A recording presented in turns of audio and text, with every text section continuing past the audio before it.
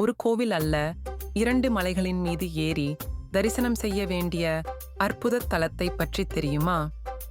நோய்களையும் மனக்கவலைகளையும் தீர்க்கும் சோளிங்கர் யோக நரசிம்மர் கோவிலின் மகிமைகளை பற்றி பார்க்கலாம் வாங்க.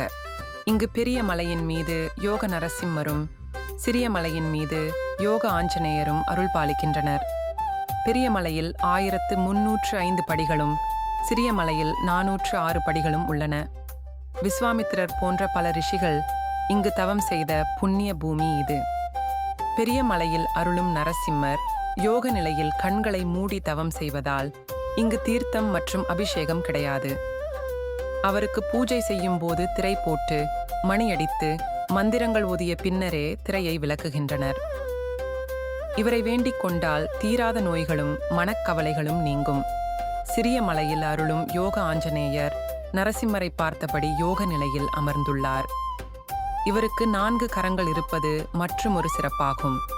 இவரை வழிபட்டால் எடுத்த காரியங்களில் வெற்றி கிடைக்கும், புத்தி கூர்மை உண்டாகும். வருடத்தில் ஒரு முறை கார்த்திகை மாதத்தில் மட்டும் பெருமாள் கண் திறந்து அருள் பாலிப்பதாக ஐதீகம்.